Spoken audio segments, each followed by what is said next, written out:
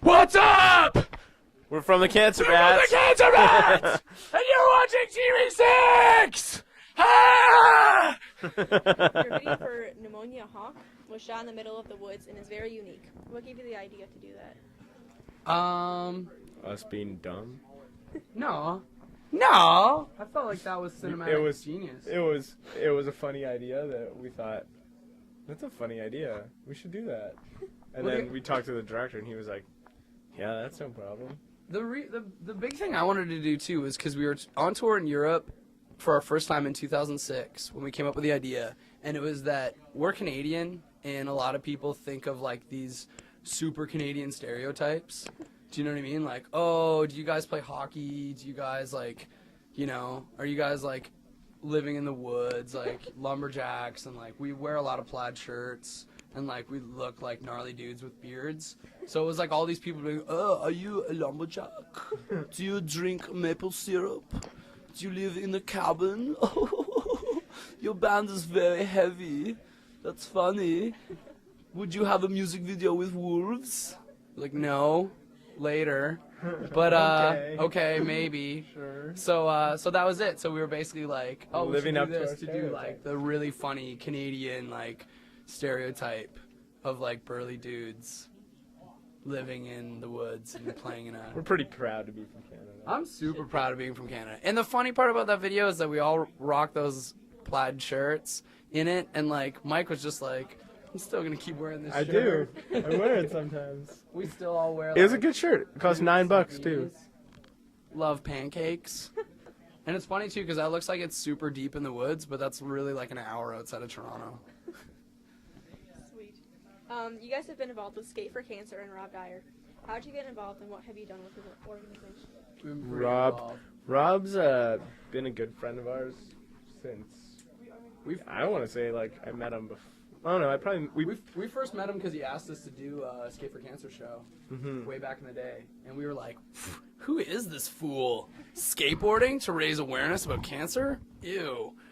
But no, and then we met him and he was an awesome dude. And he got us and Dallas Green from Alexis doing City in Color to play this show. And it was such a kick-ass event. And he was such like a rad dude that we then asked him to come on tour with us for 2 months across Canada and the United States. Yeah, we needed a merch dude, and he needed to, and we were like, well, bring Skate for Cancer, and we'll hang out. Turns out Rob Dyer is the worst merch dude ever.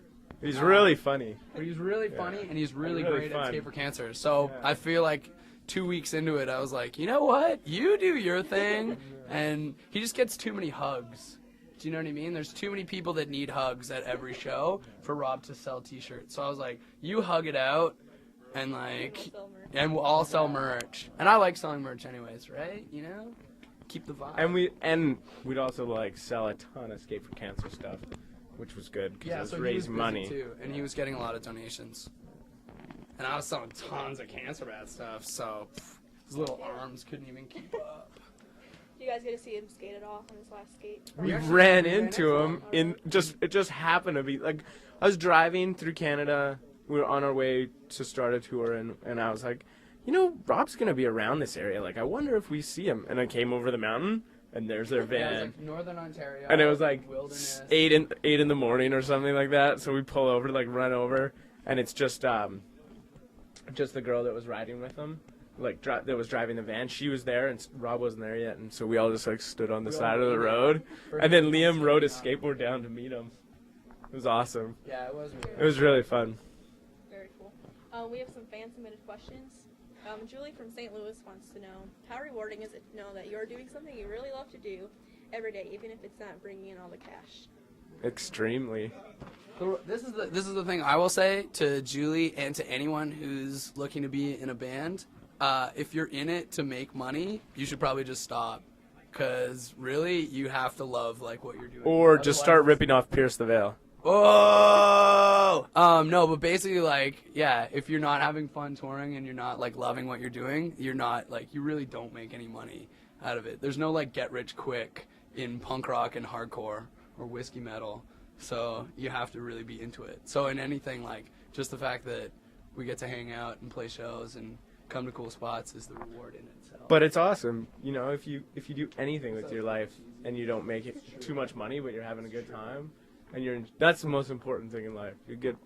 You'll Having a good time. you know, Mhm. yeah, having a good time, because what would you otherwise do with you'll just wind up money you just want to spend on good times Being- anyways. yeah. Right? being bummed out. Like, Working I a have all this job. money, I could finally go to the water park. Ha, sweet. You know what I mean? Whereas you're just like, my life is like a water park, dude. Every day is the wave pool. Every day of tour is like the vibe equivalent of a wave pool. I'd say that. Or a slip and slide. Crocodile Mile. Josh Whichever. from Kentucky wants to know, being from Canada, where did the southern metal sounding influence come from? Because it sounds kick-ass, and I just want to know White how Zombie. it came into their music, like the Every Time I Die / Maylene kind of mix between southern rock and metalcore. I'd say the biggest thing that we need to look to is less Every Time I Die and Maylene, and more the bands that all of us are ripping off, like Black Sabbath, who are from England. Less southern. Or Entombed, or who are from Alice in Sweden? Chains. Let's say all those. Yeah. You know, we like a lot of Corrosion of Conformity are a southern rock band though. Yeah, New Orleans has a lot of. Same good with southern like metal. Pantera and Down and Acid Bath. I Yeah. Hate God. Soylent Green. That whole scene. Alicia from Connecticut wants to know, how did you get your name? How did you come up with it, and does it have any underlying meanings? Sadly, it has no underlying meanings, but if she wants to attach some, she can, if it means something really special to her. I thought up the name before we came up with the band. I was just like goofing around at work. And I was like putting together diseases in animals in a jar and seeing what would work. No, I was writing them down, and like, you know, when you're doodling and trying to waste time, that was kind of what I was doing. And then I came up with the two band names. I was like either Cancer Bats or Pneumonia Hawk. And I stopped everyone from working, because I was the manager, actually. And I stopped everyone from working. And I was like, dudes, what do you think of the name of my new band? It's going to be either Pneumonia Hawk or Cancer Bats. And they were like, we like Cancer Bats. And I was like, okay, everyone get back to work now. And then I went back to drawing my logos on paper. It's pretty good. Matt from Illinois wants to know, what was it like being in Bring Me the Horizons video for Chelsea Smile? Good question, Matt. It was a lot of fun. There was it was early, Yeah, we just so that wasn't fun.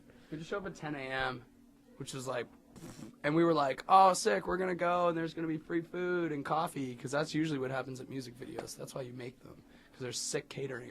And we showed up, and they were like, oh, there's the booze, and there's no water or coffee or food. And you were like, whoa, raw deal. But what we lacked in sustenance, we made up for with friendship, because all of our friends' bands were in it, like Your Demise and D's D's Nuts, The Red Shore. Who else was at that? Tom from Bosk. Members of Bosk. This is all British. Lots of And British Australian. friends. There's a lot of common Lots of ones friends, going on. yeah. Like Canada, Australia, and England all in the same video. Yeah. We all have the Queen on our money. Yeah. Yeah. We all Queen was traveling. we all come together We all come over together the for love metalcore. of the Queen and And metalcore.